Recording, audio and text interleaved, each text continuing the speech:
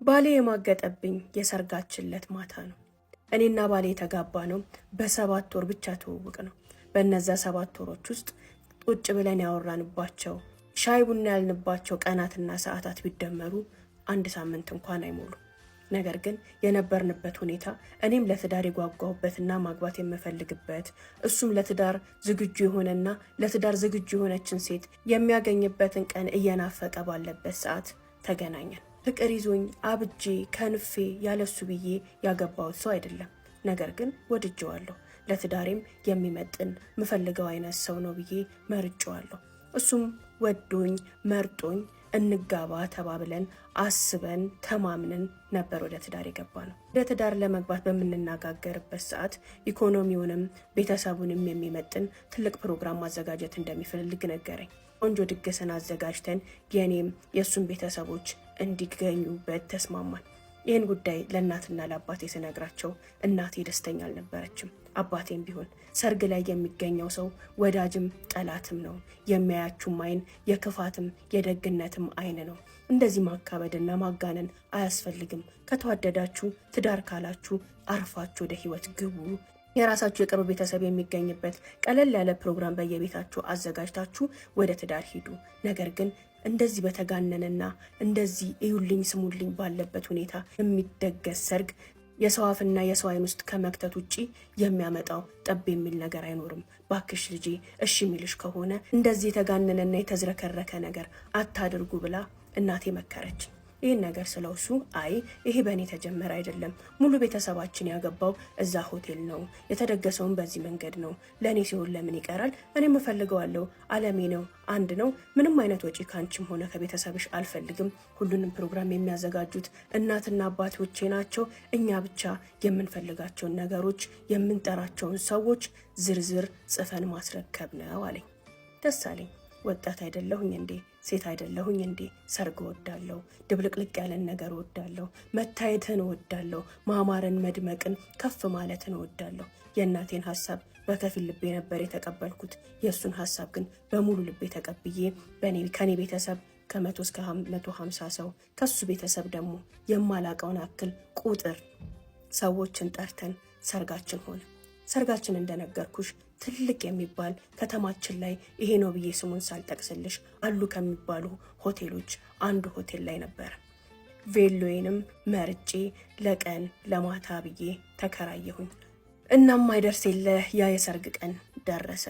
ከኔም በኩል 150 ለሚሆን ሰው ካርድ ተሰጠኝ። እነዚያ ቅርቤ ናቸው፣ ወዳጆቼ ናቸው፣ ዘመዶቼ ናቸው፣ ጓደኞቼ ናቸው ያልኳቸውን ሁሉ ጠራሁኝ። እናቴ እንዳለችው ሰርግ ክፉም ደጉም የሚገኝበት ነው። ደግም ክፉም አይን እኛን የማይበት ቀን ነውና የሰርጉ መድረክ ላይ ሆነን ሁሉም ሰው አፍጦ አየን። ሴቱም ወንዱም ትልቁም ትንሹም ድብልቅልቅ ያለበት ሰርግ ነበረ። እናትና አባቴ ገና ሰርጉ በር ላይ ሲደርሱ ሁኔታው አላማራቸውም። በጣም አስጠላቸው። መቋቋም አልቻሉም። ምግብ ከተነሳና ምግብ ከተበላ በኋላ እዛ ቦታ ላይ መቆየት ስላልፈለጉ ተነስተው ወጡ። ያንንም የነገረችኝ እህቴ ናት። በእርግጥ በወቅቱ አስጠልቷቸው ደብሯቸው ሳይሆን ያለችኝ አባቴ ከባድ ጨጓራ ነበረበትና የአባቴ ጨጓራ ስለተነሳበት እራት በልተው ወጡ። ለሱም ቤተሰቦች ይቅርታ ጠይቀዋል አለችኝ። አስጠልቷቸውና ሁኔታው ደብሯቸው መውጣታቸውን ያወቅኩት አሁን ላይ ነው። የሰርጌ ዕለት ነው ብዬ ተገልጬ በማላቀው ልክ ተገለጥኩኝ። ተውቤን በማላቀው ልክ ተዋብኩኝ። ሁሉም ወንዶች አይን እኔ ላይ ነበር ቢባል ማጋነን አይሆንም። ሌላውስ የኔ ጓደኞቼ ሁሉ አጠገቤ እየመጡ አንቺ ምን አይነቱን ሸበላ ሀብታም ነው የጠበሽው? ከመቼ መቼው ነው ጠብ ያረግሽው?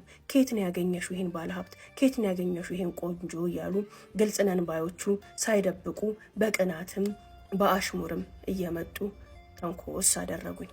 የሁሉም ሴቶች አይን እሱ ላይ እንደነበር አይቻለሁ። ሁሉም ሴቶች እሱ ላይ አንዣባዋል፣ እሱ ላይ አፍጠዋል። ሁሉም ወንዶች እኔ ላይ አንዣባዋል፣ እኔ ላይ አፍጠዋል። ግን ሰርጋችን አይደል እንዴ ያለኛ የተገባ ነውና ደስታን ነው እንጂ ምንም አይነት ስሜትን ውስጣችን ላይ አልፈጠረም ነበር። ሁሉም ሰው በእኔ እሱን ማግባትና እሱን ማግኘት ተገርሟል። አብሶ የቅርብ ዘመዶቼና የቅርብ ጓደኞቼ። ምክንያቱም ሁሉም ነገር ድንገት ነው። ማንም ያላየው ማንም ያልሰማው። እንዳልኩሽ በ7 ወር ግንኙነት ነው የኔና እሱ ትውውቅ ወደ ትዳር አድጎ የትዳሩም ጅምር እንደዚህ ከተማውን ባናወጠ ሰርግ ሆኖ ተገኝተው የማያውቁበት ቦታ አንዳንድ ቤተሰቦቼና ጓደኞቼ እንገኛለን ብለው ያላሰቡበትም ሆቴል ላይ ተገኝተው በእኔ ሰርግ ምክንያት የበሉት የጠጡት። በዚህም አይን ውስጥ ገባው፣ አፍ ውስጥ ገባው። ተበላ ተጠጣ። ሁሉ ነገር ከተከናወነ በኋላ ዲጄው ዘፈኖችን መከፋፈት ጀመረ። ዘፈኑ ሲከፈት ድብልቅልቁ ወጣ። ወንዱ ሴቱ ተደባልቆ መጨፈር ጀመረ።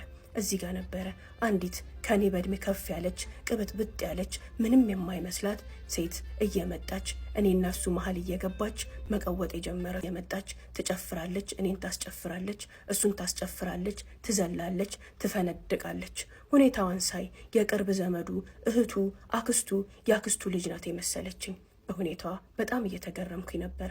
ከሱ ጋር ያላት ቅርበት፣ ትይዘዋለች፣ ትጨብጠዋለች፣ ከጎኑ ከዙሪያው እየተሽከረከረች ትዘፍናለች፣ ትጨፍራለች። የትኛውም ዘፈን፣ የትኛውም ዳንስ፣ የትኛውም ጭፈራ አላመለጣትም። ወይ እሱ ጋናት ወይ እኔ ጋናት። መድረኩ አልበቃሽ አላት። ምን አይነት የምትወደው ምን አይነት የምታከብረው እህቱ ናት፣ ምን አይነት የምትወደው ቤተሰቡ ናት እያልኩኝ በግርምትም በትዝብትም መለከታታለሁኝ። ቆንጆ ናት። አለባበሷ ድንግጥ የሚያደርግ ነው። ሁኔታዋ፣ ነፃነቷ፣ ስለምንም ነገር የማትጨነቅ መሆኗን ታስታውቃለች። መብላቱም መጠጣቱም ድግሱም ጭፈራውም ሌሊቱ ላይ ተጠናቀቀ። ከተጠናቀቀ በኋላ ሁሉም ሰው ተሸኝቶ ወደ የቤቱ ሲሄድ የኔ ጓደኞችና ሚዜዎች የሱም ጓደኞች እዛው ሆቴል ላይ ነበርና የመጀመሪያውን ቀን ሩም የያዝ ነው ተከትለውን ወደ ሩማችን መጡ። ወደ ሩማችን ከመጡ በኋላ ጓደኞቹ ትንሽ ተቀምጠው በቃኛ መሄድ አለብን ብለው ሲወጡ እሱም ተነስቶ ልሸኛቸው ብሎ አብሯቸው ወጣ። በዛ ሰዓት እኔና ጓደኞቼ ነፃነት ስላገኘን ደስ ብሎን እነሱም ቬሎዬን እንዳውልቅ እያገዙኝ እያወራን እየሳቅን ቬሎዬን ማውልቅ ጀመርኩኝ። ቬሎዬን ካወለቁልኝ በኋላ እህቶቼን ሊወስዳቸው የቆመው መኪና 10 እየደወለ ሲጨቀጭቃቸው በቃ መሽቷል ሂዱ፣ ቬሎዬን ካወለቃችሁልኝ በኋላ እኔም ተጣጥቤ ቢጃማ ቀይሬ ባለቤቴ ልጠብቅ ብዬ እነሱን ሸኘሁኝ። ታጥቤ ቢጃማ ቀይሬ ወደ መኝታዬ ስመለስ ግን ባሌ በዛ ሰዓትም ላይ አልመጣም ነበር። ትንሽ ደቂቃዎችን ከጠበቅኩት በኋላ ስልኬን አንስቼ ደወልኩኝ። አይነሳም። ምናልባት ከጓደኞቹ ጋር ወሬ ይዞ ይሆናል አልኩኝና አልጋ ላይ ጋዳም እንዳልኩኝ ሳላስበው እንቅልፍ ወሰደኝ። በዛ እንቅልፍ መሀል ግን ብንን ብዬ ተነሳው። የሆነ ነገር ወረረኝ። ልቤ ደነገጠ፣ ውስጤ ተረበሸ። ምን እንደተሰማኝ ምን እንደነካኝ አላውቅም። እንቅልፍ የወሰደኝ ለሰዓታትም አልነበረም፣ ለ30 ደቂቃ ያህል ነው። አልጋይ ላይ ጋደም እንዳልኩኝ እንቅልፍ ወስዶኝ የነበረው። በዛ የእንቅልፍ ሸለብታ ውስጥ ግን የተሰማኝ ስሜት የተሰማኝ ፍርሃት እምገልጸው አይደለም አሁንም ድረስ። ከዛ በጣም ሲጨናንቀኝ ስልኬን አንስቼ አሁንም ስደውልለት ስልኩን አላነሳውም። ሰዓቱን ማስላት ስጀምር ከ2 ሰዓት በላይ ሆኖታል ከወጣ። ፍርሃቴና መረበሼ ፈጽሞ ሊወገድልኝ አልቻለም።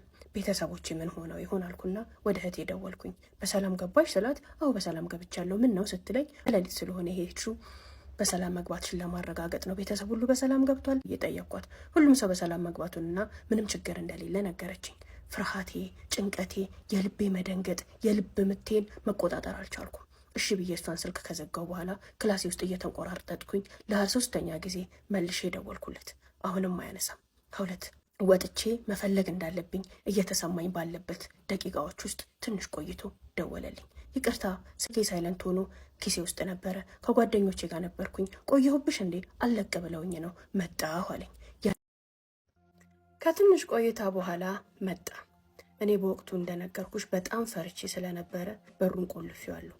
በሩ ሲንኳኳ ማንነቱን አረጋግጬ ከፈትኩለት። እሱ ነበረ። ሳየው ሁሉ ነገሩ ምስቅልቅል ብሏል። ልብሱ ምስቅልቅል ብሏል። ስሜቱ ምስቅልቅል ብሏል። የፊቱ ከለር ሳይቀር ተቀይሯል። ትንሽ ግራ ተጋባው። ደንገጥ አልኩኝ። የሆነ ነገር እንደተፈጠረ በእርግጥም ጠርጥሬያለሁ። ምንም ቢፈጠር ግን በዛሬ ቀን በሰርጉ ዕለት ምሽት ባለቤቴ ቺት ያደርግብኛል፣ ይወሰልትብኛል፣ እኔን መኝታ ቤት አስተኝቶ ሌላ ሴት መኝታ ቤት ሄዶ ይተኛል ብዬ በህልሜም በውኔም አሁንም ወደፊትም ላስብ አልችልም ነበር። አንዳች ነገር እንደተፈጠረ ግን በግልጽ ያስታውቃል።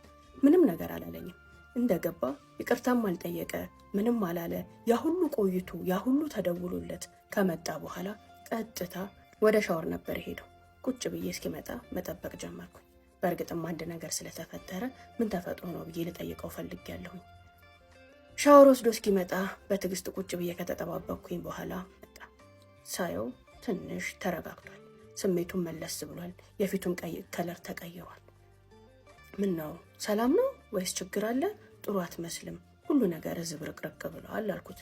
አይ በጣም ደህና ነኝ፣ በጣም ደክሞኛል። አንቺን አልደከመሽም እንዴ አለኝ። አዎ ደክሞኛል፣ ግን የዛን ያህል አይደለም። ስትወጣ እኮ እንደዚህ አልነበርክም፣ አሁን ግን በጣም ሌላ ሰው ሆነሃል አልኩት። አዎ እጅግ በጣም ደክሞኛል፣ ማረፍ እፈልጋለሁ ብሎኝ ምንም ሳይል ጀርባውን ሰጥቶኝ ጥቅልል ብሎ ተኛ። ግራ ተገባሁ። ምንድን ነው እየተፈጠረ ያለው አልኩኝና በእርግጥ እኔም ደክሞኝ ስለነበረ በዛ ሰዓት አለመነካካቱም ደስ አለኝ። እንቅልፍ ግን ሊወስደኝ አልቻለም። የልብ ምቴ በጣም ይፈጥናል። ውስጤ የሆነ ነገር የሚነግረኝ አይነት ስሜት ነበር የሚሰማው። በእርግጥ ትርጉሙን ባላቀውም ልቤ በትክክል ሁሉንም ነገር እየነገረኝ ነበር። ያንን የተረዳሁት ዛሬ ነው።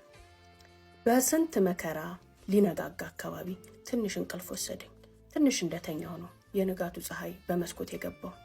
ያኔም ተነሳሁኝና ቁርስ እዚህ እናስመጣ እርቦኛል አልኩት። አይ ወርደን ብንበላ አይሻልም? ወርደን እንብላ አለኝ። እሺ አልኩት። እኔ ከክላሳችን እንድንወጣ አልፈለግኩም ነበር። እዛው ቁጭ ብለን ቆንጆ የተባለ ስፔሻል ቁርስ ልክ እንደ አንድ ባልና ሚስት እንደ መጀመሪያ ቀን ቁርስ እንድንበላ ነበር ምኞቴ። አንድ ነገር ግን አሁን ሲገባኝ የተረዳሁት በዛ ወቅት ሙሉ ለሙሉ ከዓይኖቼ እየሸሸ ነበረ፣ ከዓይኔ እየሸሸ ነበረ። ለደቂቃ እንኳን እኔ እና እሱ አብረን ሆነን ቁጭ እንድንል አልፈለገም ነበረ። ዓይኑን ከኔ እያራቀ መንፈሱንም ከኔ እያራቀ አካሉንም ከኔ እያራቀ ነበረ። እኔ አልተረዳሁትም እንጂ።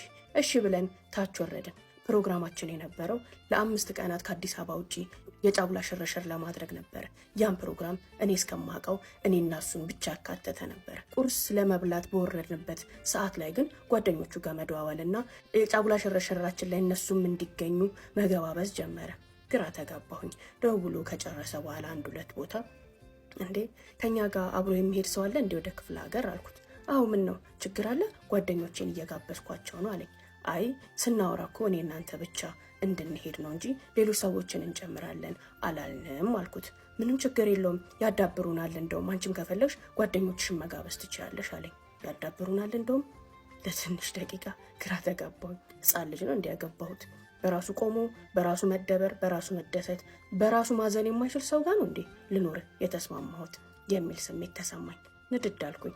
አይ እኔ እንኳን ማንንም መጋበዝ አልፈልግም፣ ማንንም አልጋብዝም፣ አንተ እንደፈለግ ካልኩት። ምነው ይደብርሻል እንዴ? ደበረሽ እንዴ አለኝ። አይ ችግር የለውም አንተን ካስደሰተ የፈለግከውን ነገር ማድረግ ትችላለህ። እኔ እስከማውቀው ጫጉላ ሽርሽር ማለት 2 ባልና ሚስቶች፣ 2 የተጋቡ ሰዎች እርስ በርስ የሚዋሃዱበት፣ የሚተዋወቁበት፣ አንድ የሚሆኑበት፣ መንፈሳቸውም አካላቸውም ተዋህዶ በህይወታቸው ስፔሻል የተባለውን የመጀመሪያውን ቁርኝት 2ቱ ብቻ ሆነው የሚያሳልፉት የደስታ ካፒታል ነው። ያ ካፒታል በኑሯቸው ውስጥ በእድሜያቸው ውስጥ በሚያጋጥሟቸው ክፋትና ውድቀት ውስጥ ያንን እየመነዘሩ ያኔ እኮ እንዲያሳልፈን ነበር፣ ያኔ እኮ እንዲተባብለን ነበር፣ እዚህ ቦታ እኮ ነበር ጫጉላችን እያሉ ፈገግ ብለው የወቅቱን ሀዘን የሚረሱበት ትልቁ የመተዋወቂያ የመተቃቀፊያ የመዋደጃና አንድ የመሆኛ ብቻ የመሆኛ ውዱ ጊዜ ነው። በህይወት ድጋሚ ላይ ይገኝም ይችላል። ምክንያቱም የጫጉላ ቀን የመጀመሪያ ቀን ነው። 2 ከተለያየ ዓለም የመጡ ሰዎች ከተለያየ አመለካከት የተዋሃዱ ሰዎች ያንን የተለያየ አመለካከታቸውን ለማዋሃድ በደስታና በሐሴት በጉጉት ሆነው የሚውተረተሩበት ቀን ነው ጫጉላ ለኔ። እዛም ቀን ላይ ከኔና ከሱ ውጪ ከባልና ከሚስቱ ውጪ ሌላ ማንም መኖር አልነበረበትም፣ ማንም መኖር የለበትም ብዬ አምናለሁ። ያንንም ሳምን ነበር የኖርኩት። እኔ ጋር ግን ያልሆነ የእሱን ደስታ ለመጠበቅ ብዬ እንደዚህም ብዬ መቃወም ስላልፈለግኩ እሺ ያልኩት። ከትንሽ ቆይታ በኋላ ጓደኞቼ ይደዋውሉ ጀመር። እህቴ፣ ጓደኞቼ በጣም ቅርብ ነን፣ ሁሉንም ነገር እናወራለን። እሺ ማታ እንዴት ነበር? አዳርሽ እንዴት ነበር? መነሳት ቻልሽ? ተነሳሽ ወይስ እያሉ እየቀለዱ ሁሉም እየደዋወሉ አዳሬን መጠየቅ ጀመሩ። ምን ልበላቸው ሀውለት በጣም ግራ ገባኝ። አዎ ጥሩ ነበር እያልኩኝ ለሁሉም መልስ ሰጠው። እነሱ ግን ያንን ሲጠይቁኝ ማታ ያልተሰማኝ ንዴት፣ ማታ ያልተሰማኝ ቁጣ ተሰማኝ። እውነት እኮ ነው፣ ወንድ እኮ ነው ቷት ያላወቀን ሴት በመጀመሪያ የሰርጉ ቀን እንደዛ አምራ ተሽከርክራ ሁሉም ሰው የጎመጃላትን ሴት ጀርባውን ሰጥቶ መተኛት የቻለው? እንዴት ነው በዚህ ደረጃ ዝም ብሎ ማደር የቻለው ብዬ ንድድ ማለት ጀመርኩኝ። ጓደኞቼና እህቶቼ እየደወሉ አዳሬን ሲጠይቁኝ ከዛ ግን ላካብዶ አልፈለኩም። እውነት ነው፣ የነበረበት ሁኔታ ያስታውቃል። ደክሞት ነበር፣ እኔም ደክሞኝ ነበር። ዛሬም ሌላ ቀን ነው፣ እንደርስበታለን ብዬ ታውኩት። የጉዞ ሰዓታችን ደረሰ። ከ5 ወንዶች መሃል እኔ ብቻዬን ሆኜ እየተሳቀ እየተጫወትን እየተቀለደ መሄድ ጀመርን። በዚህ ሳቅና ጨዋታ በ5 ወንዶች መሃል ተከብቤ አንዱ ባሌ ቢሆንም የሆነ ሰዓት በኋላ ግን ምቾት አልሰጠኝም።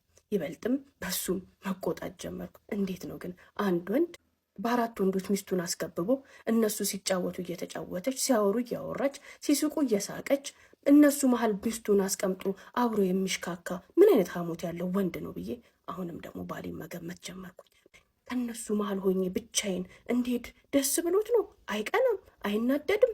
እንዴት ነው የማድረግ የቻለው? ለዛውም በሰርጉ ቀን ማግስት ሚስቱን ሙሽራውን እንዴት ነው ጓደኞቹም ይሁኑ ወዳጆቹም ይሁኑ አይኗቸው ጠግቦ እንዲያዩት የሚፈቅደው እያልኩኝ ማሰብ ጀመርኩኝ። ይህን ሳስብ ድብርቱ ተጫጫነኝ። እሱ ምንም ባይመስለውም እኔ ግን ከነሱ መሃል ሆኜ ነፃነት ሊሰማኝ አልቻለም። እንደፈለግኩ ልዝናና፣ እንደፈለግኩ ልስቅ፣ እንደፈለግኩ ላወራ አልቻልኩም። የመጀመሪያዎቹ ሰዓታቶች ጥሩ ነበሩ። ነገሩ እየተደጋገመና ሰዓቱ እየገፋ ሲመጣ ግን ስልችት አለኝ። ውስጤም ላይ ብዙ ነገር እያሰብኩኝ ስመጣ ይበልጥ በባሌ መናደድ ባለመቅናቱና እኔም እነዚህ ወንዶች መሃል ቁጭ ብዬ ስስቅ ምንም አይነት ስሜት ሳይሰማው ሲቀር እየገመትኩት መጣሁኝ። ስለዚህም ከክፍሌ ሳልወጣ ብቻዬን ሆኜ ለመዋልና የጫጉላ ጊዜ ለማሳለፍ ወሰንኩኝ። ነይ ብሎ ቢጋብዘኝም አይ ከእናንተ መሃል አልተመቸኝም፣ እኔ ክላሴ እጠብቅሃለሁ ወይ ደግሞ እዚሁ አካባቢ ሐይቁ አካባቢ ላይ ዞር ዞር እያልኩኝ ራሴን አዝናናለሁ፣ አንተ ተዝናና ብዬ እነዛን 5 ቀናቶች በብቸኝነት አሳለፍኩኝ። ከሁሉም የከፋው ግን ሀውለት የዛም ዕለት አብረን አላደርንም። ጀርባውን ሰጥቶኝ ነው የተኛው። ምን እንደተፈጠረ ራሱ አላወቅኩም። እንደነገርኩሽ ከነሱ ጋር ምቾት ስላልተሰማኝ እኔ ከፊሉን ጊዜ ብቻዬን አካባቢውን በመቃኘት ሆቴሉን በማየት ብቻዬን ሆኜ በማጣጣም አሳልፌ ማታ ግን ሲመሽ ቶሎ ነበር ክፍሌ የምገባው። የሚመጣው ውድቅት ሌሊት ላይ ነው። ውድቅት ሌሊት ላይ ቢመጣም የጫጉላ ቀኔ ነውና ባሌ ነውና ንቅት ብዬ ለመጠበቅ ሞከርኩ። ነገር ግን አሁንም ደከመኝ በሚል ተልካሻ ምክንያት ጀርባውን ሰጥቶኝ ይተኛ ጀመር። ግራ አጋባኝ። ለ3 ቀናት ይሄ ነገር ሲደጋገም አንድ ነገር ማሰብ ጀመርኩኝ። ምናልባት ይሄ ሰው ሴክሹዋል ችግር ይኖርበት ይሆናል። ምናልባት የሆነ ስንፈት የሆነ ድክመት ይኖርበት ይሆናል። ይህን ድክመቱ ለኔ ላለማሳየት ነው። ይህን ስንፈቱን እንዳላውቅበት እየሸሸኝ ነው፣ እየተጠነቀቀኝ ነው። ሁኔታው ሁሉ ወደዛ ነው ብዬ ማሰብ። ባሌ የሰርጉ ቀን ሙሽራውን አስቀምጦ መወስለቱን እንዴት አወቅኩ ይመሰለሽ ሀውለት? የዛ ዕለት ዘፈኖች ሁሉ በተከፈቱ ቁጥር መሀላችን እየገባች ያዙ ይልቀቁኝ እያለች ግራ እስክጋባ ስትጨፍርና ስትደንስ ስታስደንሰው ሽር ብትን ስትል የነበረችው ሴት የዩኒቨርሲቲ ፍቅረኛው ናት። ይቺ ሴት ዩኒቨርሲቲ ላይ በጣም የሚወዳት የሚያፈቅራትና ሊያገባት የሚፈልጋት እጅግ በጣም የሚንከባከባት ፍቅረኛዋ የኔ ባል ነበር። በመሃል ግን 2 ዓመት በዩኒቨርሲቲ ከቆዩ በኋላ የት ትግባ የት ትሂድ ሊታወቅ አልቻለም። ጠፋች። ባለቤቴም ምን እንደተፈጠረ አላወቀም ነበርና ጠብቆ ፈልጎ አቷት ተስፋውን ቆርጦ ተረጋግቶ ባለበት የሆነ ዓመት ላይ ውጭ ሀገር ነኝ ብላ በሜሴጅ አገኘችው። ሶሻል ሚዲያ ላይ እያወሩ ቀጠሉ። እንዲሁም ደግሞ ኖርማል የሆነ ግንኙነትን መስርተዋል። ጀስት እንደ ጓደኛ ፍቅረኝነቱ ተረስቶ በዚህ ሁኔታ ውስጥ እያሉ ነው እሷም ጓደኛው ሆና እየተጻጻፉ እያወሩ እኔ ደግሞ ፍቅረኛው ሆኜ ህይወት ውስጥ የመጣሁት። በእርግጥ እቺ ሴት ባሌን በጣም የጎዳችው ናት። ይወዳት ያፈቅራት የነበረ ሴት ናት። ሊያገባትም ይመኝና ይንከባከባት እንድትማርም ብዙ ዋጋ ይከፍልላት የነበረች ሴት ናት። ድንገት የውጭውን እድል ስታገኝ ግን ምንም አይነት ሀሳብም ምክርም ሳትጠይቀው እልም ብላ ነበር የጠፋችበት። እሷን በመፈለግና ስለ እሷ በማሰብ ብዙ ጊዜ እንደተጎዳና ብዙ ነገሮችን እንዳጣ ሰምቻለሁ። ትምህርቱን ሳይቀር ሳይጨርስ ነው ያቋረጠው። የሆነው ሆነና ግን አመታትን ቆይታ እዚህ ቦታ ነው ያለሁት ስትለው ሳይወቅሳትም ሳይከሳትም ፍቅረኛዬም ሁኜ እንደ ድሮ የምንመለስ ሳይላት ጀስት ጓደኝነታቸው ቀጥሏል። ሊያገባ መሆኑን የሰማችው አጅሬ ግን የሰርጉ ቀን መታ መሀል አደባባይ ላይ ተገኝታ እንደዛ እንደ እብድ ለብሳ ደንሳ ሰፕራይዝ አደረገችው። እንዴት ናችሁ? ደህና ናችሁ? የውዶች አብራችሁኝ ስለሆናችሁ እጅግ በጣም አመሰግናለሁ። ስለምትከታተሉኝ ላይክ፣ ሼር፣ ፎሎ፣ ሪፖስት ስለምታደርጉ እጅግ በጣም አመሰግናለሁ። ዛሬ ደግሞ አንድ ነገር ላሳያችሁ ይዤላችሁ መጥቻለሁ። የኔ ፀጉር ከዚህ በፊት ፕሮቲን የሚባል ነገር ተቀብቼ ዳሜጅ ሆኗል። ውበቱ ወዙ የሚባል ነገር ጠፍቷል። ቆዳዬ በጣም ደርቆ እስከ ማሳከክ ደርሷል። እንዲሁም ደግሞ ፀጉሬን ቆርጦት ፓንክ አድርጎታል እና ከ15 ቀን በፊት ሄር ቪታሊቲ የሚባል ቅባት አንዲት እህቴ ደውላ እንዳስተዋውቅላት ጠይቃኝ ነበረ። የእኔ ፀጉር እንደውም በዚህ አጋጣሚ በጣም ጥሩ ነው። በጣም ስለተጎዳ እኔ ጋር ልሞክረውና ጥሩ ውጤት ካገኘሁበት ጥሩ ከሆነ ምንም አይነት ሳይድ ኢፌክትም ከሌለው አስተዋውቅልሻለሁ ብያት ከዛሬ 15 ቀን በፊት ነበረ 4 ፍሬ ላከችልኝ። ሁለቱን ለጓደኞቼ እንድሞክሩትና የእነሱንም ፊድባክ እንዲሰጡኝ ሰጥቼ ሁለቱን ደግሞ እኔ እየተጠቀምኩት ነው። አንዱን ኦልሬዲ እየጨረስኩትኝ ነው፣ አልቋል። ይሄኛው ትንሽ ነው የቀረው። አንደኛው ሙሉ ነው። አሁን ልጀምረው ነው። ይሄኛው ቅባቱ በጣም ወድጀዋለሁ። ለህፃናትም ለአዋቂም ይሆናል። ለተጎዳ ፀጉር ይሆናል። እናንተም ሞክሩት። ስልክ ቁጥራቸውን እዚህ ጋር አስቀምጭላችኋለሁ። ደውላችሁ ብታዟቸው ያላችሁበት ድረስ ያመጡላችኋል። ጀስት ይችኛዋን አንዷን ሞክራችሁ ከተስማማችሁ በተከታታይነት ትወስዱታላችሁ። በተፈጥሮ ሮዝመሪ ብቻ የተሰራ ነው። ከባድ ሽታ የለውም። አብሶ ማታ ማታ መጀመሪያ ፀጉራችሁ የነበረውን ሙሉ ለሙሉ ቅባት አስወግዳችሁ ንጹህ ፀጉራችሁ ላይ አፕላይ አድርጉት። ሌላ ነገር አትቀላቅሉበት። ፊት ለፊታችሁ የተሰባበረባችሁ ማታ ማታ እየተቀባችሁ ማሳጅ እያረጋችሁ ደሩ። እኔ እንደዛ ነው ያደረኩት። ሁሌም ማታ ማታ ከመተኛቴ በፊት ፀጉሬን ቀጭን ቅባት ነው በጣም ደስ ይላልና ተቀብቼ በደንብ ማሳጅ አደርገዋለሁኝ። ከዛ ሽታ የለው፣ ሽታው አይረብሽ ምን አይል። ሽታ ስለሌለው ደግሞ ተቀብታችሁት ብተኙ ምንም ችግር የለውም ማለት ነው። እንደዛ እያረጋችሁ ሞክሩት፣ ውጤት ታገኙበታላችሁ። ያላችሁበት ድረስ ያደርሱላችኋል። ስልክ ቁጥራቸውን አስቀምጬላችኋለሁ። ሄር ቪታሊቲ ብላችሁ ተጠቀሙ። ጥሩ ነገር ካገኛችሁበት እኔንም አመስግኑኝ። ሁለት የጫጉላችን ጊዜ እንደ ነገሩ አለፈ። እኔ ተደብሬ አንዱን ሳወጣ አንዱን ሳወርድ ከዚህ ስንፈቱ ከዚህ በሽታው እንዲገላገል የት ሐኪም ቤት ነው መሄድ ያለበት፣ የትኛውን የስነ ልቦና ባለሙያ ነው ማየት ያለበት እያልኩኝ እኔ ጋር ለመቅረቡን በሌላ ነገር ልጠረጠር ይቅርና ከህመምና ከጉዳት ጋር እያይዤው ለሱ ማዘንና ስለሱ መጨነቅ ጀምሬ ነበረ። ልክ ወደ አዲስ አበባ የጫጉላ ጊዜያችንን ጨርሰን እንደመጣን ሁሉም ቤተሰብ እኛን ለማየት ቤታችንን ለመጎብኘት ይንጋጋ ጀመር። የእሱ ቤተሰብ የቅርብ የሩቅ ወዳጅ ዘመድ፣ ጎረቤት፣ ጓደኛ አንዱም ሰው አልቀረም። ቤታችንን መጥቶ ሲያይ ሙሽርነታችንን ሲጋራ ሲጠይቀን ስጦታ ሲያመጣልን። በዚህ መሀል ግን ለምን እንደሆነ ባላቅም ያቺ መሀል መድረክ ላይ ገብታ ትውረገረግ የነበረች ሴት እጠብቃት ጀመር። እኔ በወቅቱ የቅርብ ቤተሰቡ ናት ብዬ አስቤ ስለነበረ እንደዛ ስትሆን መምጣቷን ናፈኩኝ። እህቶቹ በመጡ ቁጥር ከእህቶቹ መሀል እሷን እቆጥራለሁ። አክስቶቹ ነን እያሉ መጥተው በተዋወቁኝ ቁጥር ከአክስቶቹ መሀል እሷን እፈልጋለሁ። ነገር ግን ለ15 ቀናት ያ ሁሉ ሰው ቤቴ ሲንጋጋ እቺ ሴት አልመጣችም ነበር። ያ ነገርም ጥያቄ ፈጠረብኝ። ያቺ ሴት እንዴት አትመጣ አታየንም? ምኑ ናት? ማን ናት? ዘመዱ ከሆነች የቀረው ዘመድ የለም፣ የቀረው ጎረቤትም የለም፣ የቀረ ጓደኛም የለም። ቤታችንን መጥቶ ሁሉም አይቷል። ያቺ መሀል ላይ እንደ እብድ ስትሆን የነበረች ሴት ታዲያ ማናት? ለምን አልመጣችም? እያለ የሰርጋችን ቪዲዮ መጣ። ከእህቶቹ ጋርም ተሰብስበን ማየት ጀመርን። የዛ ዕለት ያው የጭፈራው ሰዓት ደረሰና እቺ ሴት መሀል ላይ ሆና እንደ እብድ ሲያረጋት እህቶቹም አይተው መገረም ጀመሩ። እቺ ደግሞ ማናት እንዲህ የሚያረጋት? እቺ ደግሞ ከየት የመጣች ናት? እያሉ እርስ በርስ እየተያዩ እየተሳሳቁ በሁኔታዋ እየተገረሙ ጥያቄ ሲሆንባቸው የእኔ ጥያቄ ደግሞ አየለ። እነሱም አያውቋትም እንዴ? አታውቋትም እንዴ? ዘመዳችሁ መስላኝ ነበር እኮ ስላቸው፣ ኧረ አናቃትም፣ ይህን ድንኳን ሰባሪ ናት፣ ከየት የመጣች ናት እያሉ በሁኔታዋ በጣም ተገርመው ሲስቁ፣ የእኔ ልብ ግን በፍርሃት መራድና ጭንቅላቴም በንዴት መጨስ ጀመረ። የማያውቃትን ሴት ነው እንዲህ ሲያስጨፍር፣ እንደዚህ ሲስቅ፣ እንደዚህ ሲጫወት ሲያወራ የነበረው ብዬ ጥያቄ እጥፍ ድርብ ሆኖ ልቤን ያሳመመኝ ጀመረ። የሰርጋችንን ቪዲዮ ደጋግሜ እያየው በመጣው ቁጥር ጥቂት የነበረው ብልጭታ ወደ ትልቅ እሳት አድጎ ወደ ጥርጣሬ ተቀየረ። የዛ ዕለት ማምሸቱ፣ የልጅቷ እንደዚህ መሆን፣ የእሱ ቤተሰቦች እሷን አለማወቃቸው፣ እሱ ደግሞ በትክክል እንደሚያውቃት ያስታውቃልና የሚያውቃት ሴት መሆኗን ማናት? ምንድናት? የሚለው ጥያቄ ጭንቅላቴን ሰቅዞ ያዘኝና እምነቴና ሐዘኔታዬ ለሱ የነበረኝ ወደ ከፍተኛ ጥርጣሬ ተቀየረ። አውለት ይህንንም ስልሽ አገራችንን መተን ከጫጉላችንም ተመልሰን እቤት ከገባን በኋላ ባለቤቴ አልነካኝም። እኔ ግን እሱ እያደረገው የነበረውን ነገር ከህመም ቆጥሬው ሕክምና የሚያገኝበትን መንገድ ዶክተሮችን እያናገርኩኝ፣ የስነ ልቦና ባለሙያዎችን እያናገርኩኝ፣ ኢንተርኔቶች ላይ እየገባሁኝ ሰርች እያደረግኩኝ ስለ ችግሩ እያጠናሁ ነበረ። ምክንያቱም እኔ የመሰለኝ ህመም ነው የእሱ ከኔ በዚህ ደረጃ መሸሽ። ስለ ልጅቷ እሱን መጠየቅ እንዳለብኝ ተሰማኝ። አንድ ቀን ቪዲዮን ከፍተን አብረን እንድናይ ጋበዝኩት። ተረጋግቶ ቪዲዮንም አይቶት አያውቅም ነበር። እሺ ያለኝ በማታ ቁጭ ብለን እያየን የዳንሱ ቦታ ደረሰና እኔ ምልህ እቺ ሴት ማናት ምናችሁ ናት ብዬ ምንም እንዳላወቀ ጠየቅኩት።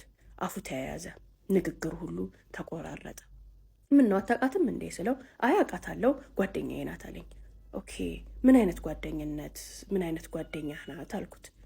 ጀስት ጓደኛዬ ናት፣ ከዩኒቨርሲቲ ጀምሮ የነበረች ጓደኛዬ ናት። ውጪ ነበረች፣ ለሰርጌ ቀን ነው ድንገት መታ ሰርፕራይዝ ያረገችኝ አለኝ። አንድ ነጥብ ያስኩኝ። ታዲያ ጓደኛ ከሆነች ዩኒቨርሲቲ ላይ ብቻ ከምታውቃት ሴት ነው በዚህ ደረጃ አራርበ ስታወራ፣ በዚህ ደረጃ ተቀራርበ ስትደንስና በነገሮቿና በሁኔታዎቿ ስትስቅና ስትደሰት የነበርከው አልኩት። ንግግሩን ቀጥታ ተንኮል አድርጎ ምን ለማለት ፈልገች ነው ብሎ ወደ ቁጣ ቀየረው። አይ ከባዳና ጀስት ጓደኛ ከሆነች ሴት ጋር ረዥም ዓመት እንዳልተገናኘ ሰው በዚህ ደረጃ መቀራረቡ ትንሽ ባዕድ ነገር ነው ብዬ እኔም ኮስተር አልኩኝ። አይ በወቅቱ የነበረን ግንኙነት የጓደኝነትና በጣም ጥልቅ የነበረ ስለነበር ድንገት ስንገናኝ ኖርማል ነው ለኛ፣ ያ ነገር ቅር ሊያሰኝሽ አይገባም፣ ያለፈ ነገር ነው፣ እንደዛ አላሰብኩትም፣ የሰርጌ ቀን ነበር አለኝ። እሺ ብዬ ዝም አልኩኝ። ነገር ግን መልሱም ሁኔታውም አባባሉም ፈጽሞ አልተዋጠልኝም። ጥርጣሬ ወደ ለየለት ጥርጣሬ ገባና ነገሮችን ሰርች ማድረግ እንዳለብኝ፣ ነገሮችን መቆፈር እንዳለብኝ ተሰማኝ። ይኸው እንዳለ ሆኖ ያንን ከተነጋገርን በመነጋታው ቁጭ አርጌ እየሆነ ያለው ነገር ምንድን ነው? እኔ እናንተ እኮ እንደ ባልና ሚስት ምንም አይነት ግንኙነቶች ውስጥ የለንም። ሁኔታህን ሳየው ህመም ወይ ችግር ካለብህ ተነጋግረን እንደ ባልና ሚስት መፍታት እንችላለን። ሕክምናዎችን ማግኘት ትችላለህ። ለምንድን እየሸሸኸኝ ያለኸው? ችግር ካለ ችግሩ በሕክምናና በመነጋገር ነው የሚፈታው እንጂ በመሸሽ አይደለም አልኩት። ይህን ሀሳብ ከኔ ሲመጣ አንድ ቤት ውስጥ ታጥራ ተቀምጣ ነገር ግን መሽሎኪያ ጉድጓድ እንዳገኘች አይጥ ነበር የፈነጠዘው። አዎ እኔም እያሰብኩበት ነው። ትክክል አይደለሁም። ስነ ልቦና ሐኪም ለማየት ዶክተሮችንም ለማማከር ዝግጅት ላይ ነኝ። አደርገዋለሁ። ለዛም ይቅርታ አድርጊልኝ። ልነግርሽ ትንሽ ስለከበደኝ ነው። እስከ ዛሬ ለሸሸበት ምክንያት ምንም ሰበብ እንደሚሰጠኝ ግራ ተጋብቶ ከርሞ ሰበቡን ራሴ ስላገኘሁለት ጥሩ መሸሻ አገኘና በቃ 1 ሳምንት ብቻ ስጭኝ፣ ዶክተሮችን አያለው አለኝ። እየሆነ ያለው ነገር ሁሉ አንዳች ቁማር ከጀርባዬ እንደተሰራ እንዳለ አመላከተኝ። አንድ ነገር ማድረግ እንዳለብኝ ተሰማኝ። ዋናውና ትልቁ ምንጭ እጄ ላይ ነው ያለው፣ ስልኩ፣ ኮምፒውተሩ። በዛም ያገኘሁትን አጋጣሚ ሁሉ ተጠቅሜ ስልኩን መበርበር ጀመርኩኝ። ሁሉም ሶሻል ሚዲያዎችን እያገላበጥኩኝ ማየት ስጀምር ስለሱ የሚጠቁመኝ ምንም ነገር ማየት አልቻልኩም። ነገር ግን ፌስቡክ ውስጥ ስገባ ከሀገር ወጥታ እሱን ማናገር ከጀመረችበት ጊዜ አንስቶ እስካሁን ያለውን ነገር ፌስቡክ ላይ ዝርግፍ ብሎ ወጣልኝ። ከዛሬ ያወሩትን ነገር ሁሉ ፌስቡክ ላይ ባገኘውም አሁን ላይ የተፈጠረውን ነገር ግን ላገኘው አልቻልኩም። የኔና የሱ ሰርግ ከመሆኑ ከ1 ሳምንት በፊት የፌስቡክ ንግግራቸው ተቋርጧል። ምንም ላገኝ የምችለው ፍንጭ አላገኘሁም። ታዲያ እቺ ሴትዮ ማግባቱን አውቃለች። የሰርጉ ቀንም ድንገት እመጣለሁ ምንም ሳትለው ተገኝታለች። ከዛ በኋላ እንዴት ነው ምንም አይነት ኮንቨርሴሽን የማይኖራቸው ብዬ አሁንም ማነፍነፌን ስቀጥል አንድ ነገር ትዝ አለኝ። ኢሜሉን ቼክ ማድረግ እየተናደድኩኝ ብቻዬን እየተብሰለሰልኩኝ ቢሆንም ይህን ነገር ግን ባሌ እንዲያውቅብኝ አላደረኩም። አሁንም ምርጧ የተረጋጋቿ የምታምነው ታክሞ እስኪድን በእርጋታ እየጠበቀች ያለች ምስኪን ሚስቱ ነኝ። አዎ እሱ እንደዛ ነው የሚያውቀው። እየነገረኝም ያለው ሕክምናውን እየተከታተለ መሆኑ ነው። የሴትነት ብልሃትና ጥበቤን እንዲሁም ደግሞ ብቃቴን ተጠቅሜ የኢሜሉን ፓስዋርድ አገኘሁት። ኢሜሉን ከፍቼ ገባሁ። ያኔ ነበር ሀውለት እያንዳንዱን ነገር ያወቅኩት። የዛን ሁለት ሌሊት ስለተፈጠረው ነገር በጣም ይቅርታ ብላ ኢሜል አድርጋለታለች። እሱም ከ2 ቀን በኋላ ጫጉላ ከሄድን በመነጋታው ማለት ነው ምንድነው ያቀመሽኝ ይላታል። ምንም ያደረኩ ነገር የለም፣ ወቀሳውን ወደ እኔ አታምጣ። ውስጥ ላይ አዳፍነው የኖረው ነገር ድንገት ግንፍል ብሎ ስለወጣ ነው መገኘት የሌለበት ቦታ የተገኘው፣ ማድረግ የሌለብህንም ነገር ያደረከው ትለዋለች። ፈጽሞ ሚስቴን መቅረብ አልቻልኩም። አይኖቿን ማየት አልቻልኩም።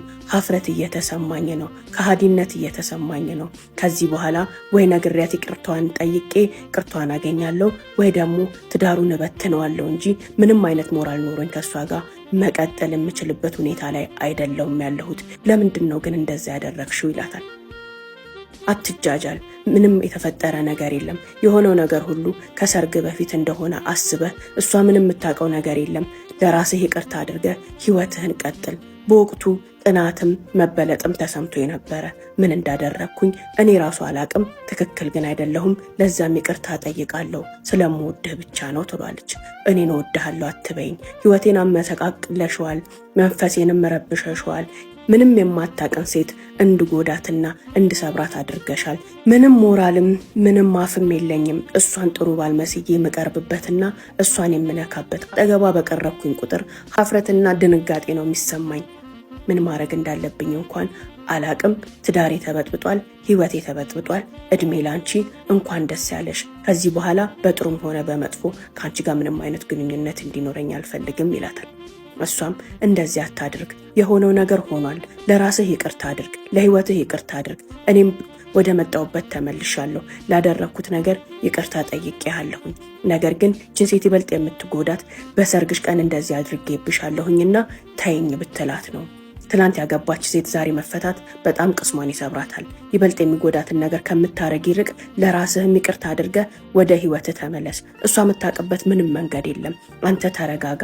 አጉል ተናግሬ እሷን ይቅርታ አገኛለሁ ብለህ ግን እንዳትጃጃል። ይህን ያወቀች ሴት መቼም ይቅርታ አታደርግልህም። ህይወቷን ግን ይበልጥ ታበላሽባታለህ። በቃ ያለፈው አለፈ። ይህን እንደ አንድ ሴት እንደ አንድ ጓደኛ ነው መመክረን፣ ለአንተ ጥሩ እንደሚያስብ ሰው። በተረፈ ግን ይቅርታ ትለዋለች። ከአንቺ ምክር አልፈልግም፣ ማድረግ ያለብኝን አውቃለሁ። ምንም አይነት ያንቺን መልእክትም ይቅርታም አልፈልግም ብሎ የመጨረሻው የሱ ንግግር ይሄ ሲሆን፣ እሷ ግን ከታች ብዙ ይቅርታዎችንና ብዙ ልምምጦችን ጽፋለታለች። ከዛ በኋላ ምንም የመለሰላት መልስ የለም። ሀውለት ይሄንን ሳንበት ሁሉ ነገር ዞረብኝ፣ ግራ ገባኝ። ድራማ ነው? እውነት ነው? ውሸት ነው?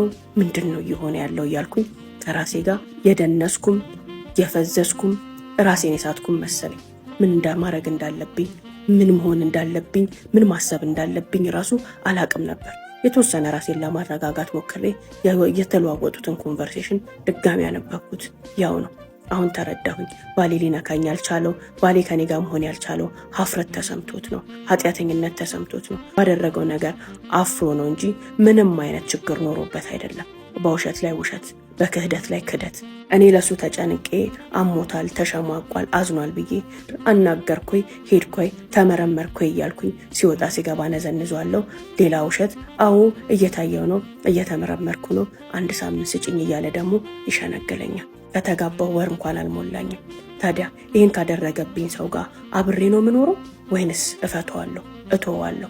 እንዴት አድርጌ ነው የማህበረሰቡንስ አይን የማየው? እንዴት አድርጌ ነው የቤተሰቤንስ አይን የማየው? ቤተሰቤ እያንዳንዱን ነገር ነግሮኝ ነበር።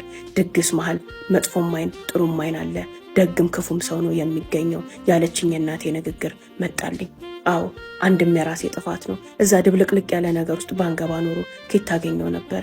ኬቱ ይርቅላት ነበር? ለዚህ ነገር እኮ የኔም ጥፋት አለበት። ገና በ1 ወሩ ተፋትቼ ትላንት አገብታ ዛሬ ተፈታች እየተባልኩኝ እኖራለሁ። የማደርገው ነገር፣ የማስበው ነገር፣ የምሆነው ነገር ሁሉ ግራ ገባኝ።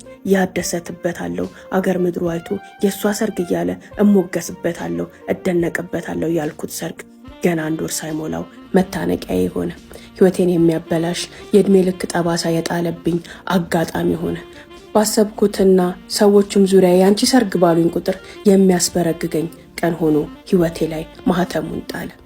አንዴ ራሴን ጥፋተኛ አደርጋለሁ፣ መልሼ ደግሞ እኔ ምን አጠፋው? ሰርጉን እኮ እሱን ፈልጎት ነው። ሰርጉ እኮ ግዴታችን ነበር፣ የሁለታችንም ማዕረግ ነበር። የእሱ ብልግና ነው እንጂ ሰርጉ በራሱ ምን አጠፋ እላለሁ። አይ እናቴ ያለችኝን ሰምቼ ሰርግ መደገስ አልነበረብኝም፣ ለሱ ጥፋት እኔም ተባባሪ ነኝ ብዬ ራሴን ወቅሳለሁ። አይ እኔ ምንም ጥፋት የለብኝም፣ ግራም ነፈሰ ቀኝ ፈለገ አደረገ፣ ሰበብ ምክንያት አያስፈልግም። እንደዚህ ያልኩኝ ከራሴ ጋር ስሟገት፣ ከራሴ ጋር ስጣላ፣ ሳወጣ ሳወርድ ባለሁበት ሰዓት ያለ ቀጠሮ ያለ ፕሮግራም እናቴ ከቻለች። ምን ነግሯት፣ ምን አስባ፣ ምን ፈልጋ እንደሆነ ራሱ አላቅም። በሩን አንኳኩታ ዘልቃ ስትገባ ያየችውን ነገር ማመን አልቻለችም። ዝብርቅርቄ ወጥቷል። ፊቴ በእንባ ተጨመላልቋል። መኝታ ቤቴ ሁሉ ነገሩ ምስቅልቅል ብሏል። ያለሁበት ሁኔታ ከባድ መሆኑ ያስታውቃል። እናቴ ስታኝ ደነገጠች። ትላንት ያገባች ሙሽራ ልጇ ዛሬ በዚህ ሀዘንና በዚህ መከራ ውስጥ ወድቃ እያለቀሰች ስታገኛት ምትይዘው ምትጨብጠው ጠፋት። ምን ሆነሽ ነው እያለች አስጨነቀችኝ። እኔም እናቴን ሳይ እምባዬ እንደ አዲስ ገንፍሎ እቅፏ ስር ገብቼ ስቅስቅ እያለኩኝ ማልቀስ ጀመርኩኝ። ልንገራት አልንገራት፣ ትክክል ነው ትክክል አይደለም ብዬ እንኳን ሳላስብ የተፈጠረውን ነገር እያንዳንዱን ለእናቴ መዘክዘክ ጀመርኩኝ። እናቴ ያለምንም ቁጣ ያለምንም ስሜታዊነት ጸጥ ብላ ቁጭ ብላ ሁሉንም ነገር እንድነግራት አበረታታችኝ። እኔም ለእናቴ ላውራው ለሌላ ሰው ላውራው ማነው አጠገብ ያለውን ነገር መገመት እንኳን አልቻልኩ። በእርግጥ ተረጋግቼ አስቤ ቢሆን ኖሮ ይሄን ነገር በፍጹም ለእናቴ አልናገርም ነበር።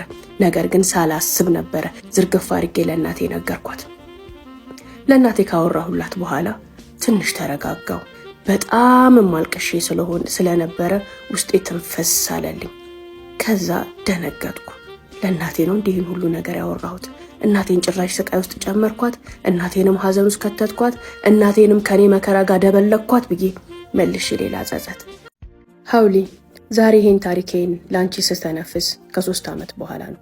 3ኛ ዓመት የትዳር አንቨርሰሪ ላይ ጠዋት ባሌ ተነስቶ ውዴ እንኳን ደስ ያለሽ ዛሬ 3ኛ ዓመት አንቨርሰሪያችን ነው አለኝ። ሁሌም በየዓመቱ ይሄን ያደርጋል።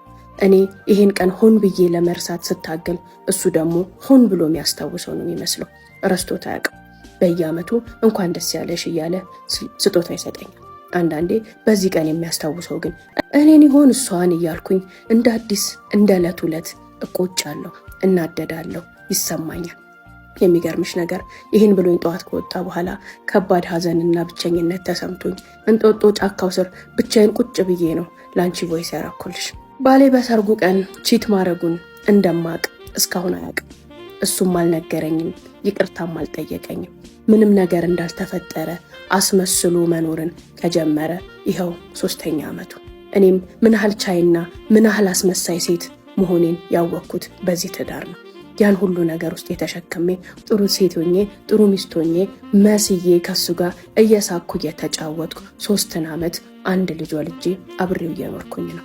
የዛ ዕለት ምን ተፈጠረ መሰለሽ? እናቴ ከምጠብቀውም ከጠበቅኩትም በላይ አረጋጋችኝ። የተለዋወጡትን ሜሴጅ መልሼ እንዳነብላት ጠየቀችኝ። 2-3 ደጋግሜ አነበብኩላት። ለ4ኛ ጊዜ ስትጠይቀኝ ግን እናቴ አልችልም፣ ከዚህ በላይ አላነብልሽም፣ ምን ይጠቅምሻል? መልእክቱን እኮ ተረድተሽዋል፣ ለምን ፈልገሹ ነው 10 የምታስደጋግሚኝ አልኳት። እዚህ ውስጥ ምንድነው የተሰማሽ አለችኝ። እዚህ ውስጥ የተሰማኝማ ክህደቱን የተጋለጠው፣ ውሸቱን የተጋለጠው፣ ሌብነቱን የተጋለጠው፣ ሌላ ምን ሊሰማኝና ምን ላቅ እችላለሁኝ አልኳት። እኔ ግን እዚህ ውስጥ ያየሁት ጸጸቱን ነው። እዚህ ውስጥ ያየሁት መሳሳቱን ነው። እዚህ ውስጥ ያየሁት መውደቁን ነው። ሳታቂበት፣ ሳትነቂበት፣ ሳትጠይቂው ቤቱ ሳይበጠበጥ ህይወቱም ምንም አደጋ ላይ ሳይወድቅ ሳይውል ሳያድር ተጸጽቷል አለችኝ። ያኮ ምንም የሚያመጣው ፋይዳ የለም፣ አለመውደቅ ነው እንጂ ከወደቁ በኋላ መፈራገጥ ለመላላጥ ነው። የሱ ማዘን ለኔ ምን ይጠቅመኛል? ያው ባለጌ እንደሆነ ባለጌ ነው። ቀጣይ ህይወቴን እየቆሰልኩና እየደሞ ከሱ ጋር መኖር አልፈልግም አልኳት። እናቴ ፈገግ አለች። አንዳንድ ውድቀቶች ድጋሚ እንዳንወድቅ ትልቅ ትምህርት የሚሰጡ ናቸው። የሱም ውድቀት እንደዛ ይመስለኛል። በዚህ ሁኔታው መልሶ እንደዚህ አይነት ብሽቅጥቅጥ ነገር ውስጥ የሚገባ ሰው አይመስለኝም። ባለጌ ቢሆን ኖሮ እኮ አይጸጸትም ነበር። ቀጣይ መች ላገኝሽ እያለ ከሷ ጋር ይሆን ነበር እንጂ ተጸጸትኩኝ ብሎ አንቺን ላለመንካት የዚህን ያህል ሀፍረት አይሰማውም ነበረ። ምን ያህል እንደተጸጸተ ምን ያህል እንዳፈረ እኔ የተረዳሁት አንቺን እንኳን ሊነካሽ አልቻለም። በተጠጋሽ ቁጥር ሀፍረት እየተሰማው ነው። ስለዚህ የእሱ ውድቀት የትምህርት ነው አለችኝ። ፈጽሞ ልቀበል አልችልም። እኔን ለማባበልና እኔን እዚህ ቦታ ላይ ለማቆየት የምታደርጊው ነገር ነው አልኳት። ያኔም እንደዚህ አለችኝ። እኔን እናንተን ሁሉ ሳፈራ ምንም ያልተፈተንኩ አባትሽም ምንም ያላደረገ ጨዋ ይመስልሻል አለችኝ። እኔ አባቴ ከምንም በላይ ጨዋ፣ ከምንም በላይ ለእናቴ ታማኝና ማንም ሰው እሱን በዚህ ነገር ጠረጠርኩት እንኳን ብሎ ቢል ፈጽሞ የምቀበለው ነገር አልነበረም። እናቴ ግን ነግራንም አሳይታንም የማታውቀውን ጉድ የዛ ቀን ነገረች። እሱም በወጣትነቱ በተጋቡ በጥቂት ጊዜያቶች ውስጥ እንደዛ እንዳደረገና አውቃ እንዳላወቀች ሆና መኖሯን እናቴ ነገረች። ይሄን ስሰማ ማመን አልቻልኩም። እናቴ ለምን እንደዛ አደረግሽ? ለምን ይሄን ነገር ተቀብለሽ ኖርሽ አልኳት። ያንን ባልቀበልና ያን ጊዜ ባልታድገስ ኖሮ አንቺንስ ኬት አመጣሽ ነበር? እናንተን የመሰላችሁ ልጆች ኬት አገኛችሁ ነበረ? ያን በመታገስ ያን ጊዜ በማለፍ እኮ ነው የስተርጅና ጊዜ ድጋፍ ምርኩዝ አጋር የሆነኝን አባትሽን አብሬ ማቆየት የቻልኩት። እናንተ የመሳሰሉ ልጆችን ደግሞ አፍርቼ የልጅ ልጅ ማየት የቻልኩት፣ መጦር የቻልኩት፣ መቆም የቻልኩት እኮ ያኔ ስለጠነከርኩ ነው። ያኔ ስለቻልኩኝ ነው።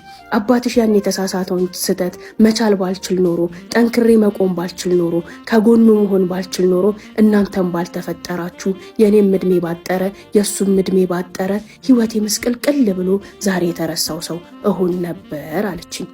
ይህን ስሰማ በጣም ከበደኝ። በፍጹም አባቴ ጋር እንደዚህ አይነት ነገር አስቤም ጠብቄም ጠርጥሬም አላውቅም። ሆኖም ግን እናቴም ፊት ላይ እናቴም ሁኔታ ላይ ትዳራቸውም ውስጥ እንኳን እንደዚህ አይነት ከባድ ነገርን ያሳለፉ ይቅርና ተጨቃጭቀውና ተገለማምጠው እንኳን አይተናቸው አናውቅም። እዛም እንዲህ አለች እናቴ፣ ሴት ልጅ ናት ቤቷን የምታቆመው፣ ሴት ልጅ ናት ብልህ፣ ሴት ልጅ ናት ጎበዝ የሚባለው። የሴት ልጅ ብልሃታና ግብዝናዋ ምን ይመስልሻል አለችኝ። አላቅም። የሴት ልጅ ጉብዝናዋና ብልሃቷ እኔ ራሱ ሁሌ የማይገባኝ ነገር ነው። እየተረገጡ መኖር ግን አይመስለኝም። ቺት እየተደረገባት መኖር ግን አይመስለኝም አልኳት። ፈገግ አለች። የሴት ልጅ ብልሃቷ መታገሷ ነው። የሴት ልጅ ብልሃቷ መጠበቋ ነው። የሴት ልጅ ብልሃቷ መቻሏ ነው፣ መሬት መሆኗ ነው አለችኝ። እንዴት አልኳት። መሬት ዘር ይዘራበታል፣ ይረገጣል፣ ይታረሳል፣ ይቆፈራል፣ ብዙ ህመሞችን ያስተናግዳል። እነዛ ህመሞች ሁሉ ካለፉ በኋላ ግን ቡቃያውን ካበቀለ፣ ዘሩን ካፈራ፣ ምርቱን ከሰጠ በኋላ አምራቹ በስስትና በጉጉት መሬቱን ይጠብቀዋል። ቡቃያው እንዳይበላሽበት፣ ቡቃያው እንዳይረግፍበት ሲል እያንዳንዱ እርምጃውን እያንዳንዱ መንገዱን በጥንቃቄ ነው መሬቱን የሚረግጠው። ለምን? ለቡቃያው ስለሚሰስት፣ ለቡቃያው ስለሚያዝን። እንደፈለገ እንደ ድሮ ቢያርሰው፣ እንደ ድሮ ቢረግጠው፣ እንደ ድሮ ቢሄድበትማ የዘራው ዘር ይመክናል፣ ያፈራውን ፍሬ ይረግፋል፣ ጥቅም አይኖረውም። የሴት ልጅ ቻይነቷ የዘራችው ዘር ትዳሯ ነው። ትዳሯ ውስጥ የሚመጣው ይሄ ሁሉ መከራ መረጋገጡን ሁሉ ስታልፍ ልጅ ይመጣል። ልጇን ስትጠብቅ ደግሞ ትዕግስትን ትማራለች። ትዕግስትን ስትማር ደግሞ አብራ መኖርን፣ መቻልን፣ ማረምን፣ ማስተካከልን፣ ማቃናትንም ትማራለች አለች። የእናቴ ንግግር ገራሚ ነበር። በቀላሉ በእርግጥ ባልቀበለውም ግን አሸንፋኛለች። ምን አርጊ ነው የምትይኝ አልኳት። ይሄ አንድ ብልጭታ ነው። ይህን ጊዜ ትችዋለሽ፣ ይህን ጊዜ ታልፊዋለሽ። ነገር ግን በትኩረት ባልሽን ትከታተያለሽ፣ በትኩረት ህይወትሽን ትከታተያለሽ። ይሄ ዛሬ ያደረገው ነገር ገጠመኝ ነው፣ ስተት ነው፣ ውድቀት ነው ወይስ አመል ነው፣ ልምድ ነው የሚለውን ነገር ጊዜ ይለይለታል። ልምድና አመል ከሆነ ከሱ ጋር ኑሪ፣ ከሱ ጋር ተቆራመጂ አልልሽም። ስተትና ውድቀት ከሆነ ግን ሚስጥሩን ይዘሽ ምንም እንዳላወቀሽ ሆነሽ ባላወቀችም እያለ ሲጠነቀቅልሽ ሲጠነቀቅሽ ባየሽ ቁጥር እያዘነ እያፈረሽ እያከበረሽ ይኑር። ምንም እንደማታቂ ሆነሽ የባልሽን ሁኔታ፣ የባልሽን ውሎ፣ የባልሽን አዳር ተከታታይ። የማያዛልቅሽ የማይሆንሽ ከሆነ ነገ የማይረፍድም ለውሳኔ። ገና ልጅ ነሽ፣ ገና ወጣት ነሽ፣ ትወስኛለሽ። ስተትም ከሆነ በኑሮ ውስጥ በሂደት ውስጥ የባልሽን ማንነት ታውቂያለሽ። ስለዚህ ይህን ነገር እርሺው፣ ይህን ነገር ታዩ። ከሱም ጋር ሆነ ከማንም ጋር እንዳታወሪው፣ ሁኔታውን ታገሺ። የሴት ልጅ ብልሃቷ ወንድ ልጅ ከምንም ከየትም ታወጣለች ትመልሳለች ስትባል ምንም አድርጋ አይደለም፣ መክራም ዘክራም ተውብላም አፍቅራም አይደለም። ወንድ ልጅ ስተቱን እያወቀች ድርጊቱን እያወቀች ከጎኑ ትቆማለች፣ መከታው ትሆናለች፣ አጋዡ አፍቃሪው ትሆናለች። ከዛ ስተቱ እስኪወጣ በትዕግስትና በተስፋ ትጠብቀዋለች። ሰላሙን ሰጥታ ሰላም አድርጋ ወቃሽ ነቃሽ አንጓጣጭና አሳልፋ ሰጪ ሳትሆን በትዕግስት አማኙ ሆና ትኖራለች። ሚስቱ ያመነችበት፣ ሚስቱ የተማመነችበት፣ ሚስቱ አንድ ቀን ሰው ይሆናል ብላ እርግጠኛ ሆና የምትጠብቀው ወንድ በእርግጥም አንድ ቀን ከውድቀቱም ከስተቱም ይወጣል። የሴት ልጅ ብልሃቷ ያ ነው አለችኝ። እናም የእናቴን ምክር ሳልወድ በግዴ ተቀብዬ ውጪ ዛሬ 3 ዓመት ሆነኝ። ባሌን እውነቴን ነው ምልሽ አመኘው አላውቅም። ሁሌም ስልኩን ጎርጓሪ፣ ኮምፒውተሩን ተመልካች ነኝ። በእርግጥ ከዛ በኋላ ምንም ያገኘሁት ምንም ያየሁት ነገር የለም። አንድ ልጅ ወለድኩኝ፣ አብሬው ኖርኩኝ። በመኖር ውስጥ በመውለድ ውስጥ በፍቅሩ እጅግ እየወደድኩት መጣው። ልጄን ሳየው ያሳሳኛል። ለዚህ ልጅ ስል እንኳንም ሁሉን ነገር ተውኩት፣ እንኳንም ኖርኩኝ፣ እንኳንም ታገስኩኝ እላለሁ። የዛሬው ቪዲዮ ይህን ይመስላል። ወዳችሁን እዚህ ድረስ ስለመጣችሁ ከልብ እናመሰግናለን። በቀጣይ ቪዲዮ እስከምንገናኝ ድረስ ሰላም ያቆየን።